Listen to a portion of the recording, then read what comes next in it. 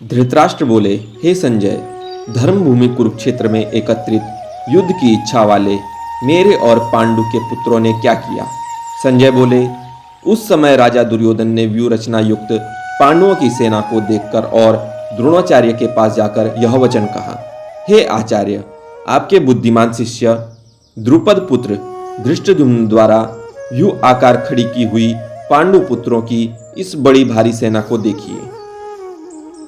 इस सेना में बड़े बड़े धनुषों वाले तथा युद्ध में भीम और अर्जुन के समान सूरवीर सात्यकी और विराट तथा महारथी राजा द्रुपद, धृष्टकेतु और चेकितान तथा बलवान काशीराज पुरुजीत, कुंती भोज और मनुष्य में श्रेष्ठ सैव्य पराक्रमी युद्धामन्यु तथा बलवान उत्तम औजा सुभद्रा पुत्र अभिमन्यु एवं द्रौपदी के पांचों पुत्र, ये सभी महारथी हैं।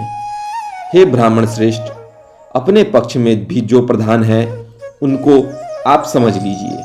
आपकी जानकारी के लिए मेरी सेना के जो सेनापति हैं उनको बतलाता हूँ।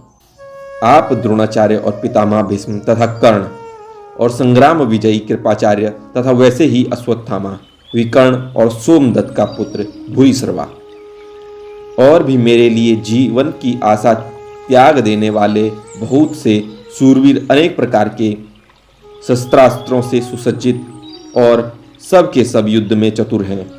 भीष्म पितामह द्वारा रक्षित हमारी वह सेना सब प्रकार से अजय है और भीम द्वारा रक्षित इन लोगों की यह सेना जीतने में सुगम है। इसलिए सब मोर्चों पर अपनी अपनी जगह स्थित रहते हुए आप लोग सभी निसंदेह भीष्म पितामह की ही रक्षा सब ओर से करें। कौरवों में वृद्ध बड़े प्रतापी पितामह भीष्म ने उस दुर्योधन के हृदय में हर्ष उत्पन्न करते हुए उच्च स्वर से सिंह की धाड़ के समान गरज कर शंख बजाया। इसके पश्चात शंख और नंगारे तथा ढोल, मृदंग और नरसिंगे आदि बाजे एक साथ ही बज उठे। उनका वह शब्द बड़ा भयंकर हुआ। इसके अनंतर सफेद घोड़ों से युक्त उत्तम रथ में बैठे हुए श्री कृष्ण महाराज और अर्जुन भी अलौकिक शंख बजाए।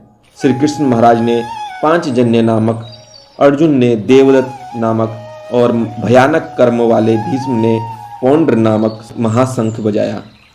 कुंती पुत्र राजा युधिष्ठिर ने अनंत विजय नामक और नकुल तथा सहदेव ने सुघोष और मणि पुष्पक नामक शंख बजाए। श्रेष्ठ धनुषों वाले काशीराज और महारथी शिखंडी एवं धृष्टद्युम्न तथा राजा विराट और अजय सात्यकी, राजा द्रुपद एवं द्रौपदी के पांचों पुत्र और बड़ी भुजाओं वाले सुभद्रा पुत्र अभिमन्यु, इन सभी ने हे राजन सब ओर से अलग अलग शंख बजाए और उस भयानक शब्द ने आकाश और पृथ्वी को भी गूंजाते हुए धृतराष्ट्र के अर्थात आपके पक्ष वालों के हृदय विदीर्ण कर दिए। हे राजन, इसके बाद कपिध्वज अर्जुन ने मोर्चा बांधकर डटे हुए धृतराष्ट्र संबंधियों को देखकर उस शस्त्र चलाने की तैयारी के समय धनुष उठाकर ऋषिकेश श्री कृष्ण महाराज से यह वचन कहा, हे अच्युत, मेरे रथ को दोनों सेनाओं के बीच में खड़ा कर दीजिए और जब तक कि मैं युद्ध क्षेत्र में डटे हुए युद्ध के अभिलाषी इन विपक्षी योद्धाओं को भली प्रकार देख लूं कि इस युद्ध रूप व्यापार में मुझे किन किन के साथ युद्ध करना योग्य है, तब तक उसे खड़ा रखिए।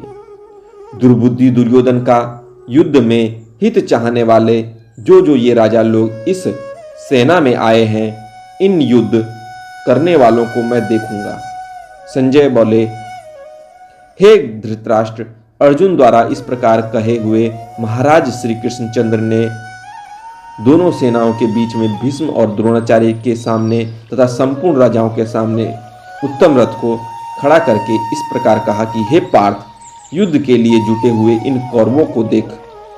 इसके बाद प्रथापुत्र अर्जुन ने उन दोनों ही सेनाओं में स्थित ताऊ चाचों, दादों परदादों, गुरुओं मामाओं, भाइयों, पुत्रों, पोत्रों तथा मित्रों को, ससुरों को तथा सुहृद लोगों को देखा।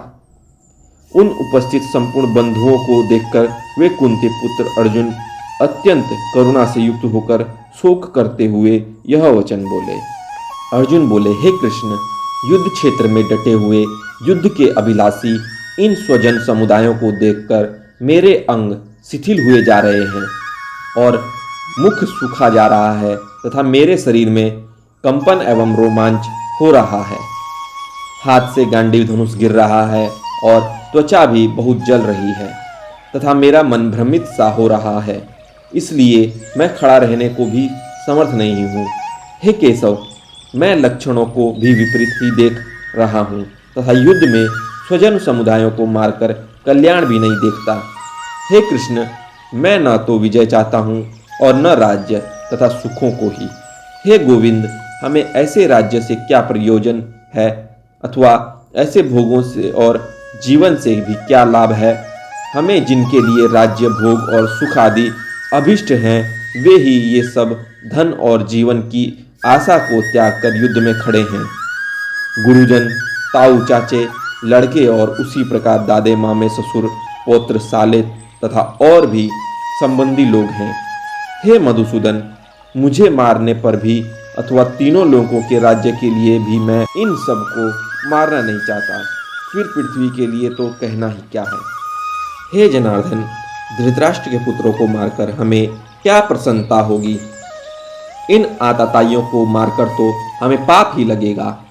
अतएव हे माधव, अपने ही बंधु धृतराष्ट्र के पुत्रों को मारने के लिए हम योग्य नहीं हैं, क्योंकि अपने ही कुटुंब को मारकर हम कैसे सुखी होंगे। यद्यपि लोभ से भ्रष्टचित हुए ये लोग कुल के नाश से उत्पन्न दोषों को और मित्रों से विरोध करने में पाप को नहीं देखते, तो भी हे जनार्दन, कुल के नाश से उत्पन्न दोषों को जानने वाले हम लोगों को इस पाप से हटने के लिए क्यों नहीं विचार करना चाहिए। कुल के नाश से सनातन कुल धर्म नष्ट हो जाते हैं। धर्म के नाश हो जाने पर संपूर्ण कुल में पाप भी बहुत फैल जाता है। हे कृष्ण, पाप के अधिक बढ़ जाने से कुल की स्त्रियां अत्यंत दूषित हो जाती हैं और हे वार्ष्णे, स्त्रियों के दूषित हो जाने पर वर्णशंकर उत्पन्न होता है। वर्णशंकर कुल घातियों को और कुल को नरक में ले जाने के लिए ही होता है। लुप्त हुई पिंड और जल की क्रियाओं वाले अर्थात श्राद्ध और तर्पण से वंचित इनके इतर लोग भी अधोगति को प्राप्त होते हैं। इन वर्णशंकर कारक दोषों से कुल घातियों के सनातन कुल धर्म और जाति धर्म नष्ट हो जाते हैं। हे जनार्दन, जिनका कुल धर्म नष्ट हो गया है, ऐसे मनुष्यों का अनिश्चित काल तक नरक में वास होता है, ऐसा हमें सुनने में आया है। शोक करते हुए भगवान श्री कृष्ण को अर्जुन बोले, हम लोग बुद्धिमान होकर भी महान पाप करने को तैयार हो गए हैं, जो राज्य और सुख के लोभ से स्वजनों को मारने के लिए उद्यत हो गए हैं। यदि मुझ शस्त्र रहित और सामना न करने वाले को शस्त्र हाथ में लिए हुए धृतराष्ट्र के पुत्र रण में मार डालें तो वह मारना भी मेरे लिए अधिक कल्याणकारक होगा। संजय बोले, रणभूमि में शोक से उद्विग्न मन वाले अर्जुन इस प्रकार कहकर बाण सहित धनुष को त्याग कर रथ में पिछले भाग में बैठ गए। ओम तत्सदि श्रीमद्भगवद्गीता सुपनिषत्सु ब्रह्म विद्यायाम योग शास्त्रे श्री कृष्ण अर्जुन संवादे विषाद योगो नाम प्रथमोऽध्यायः।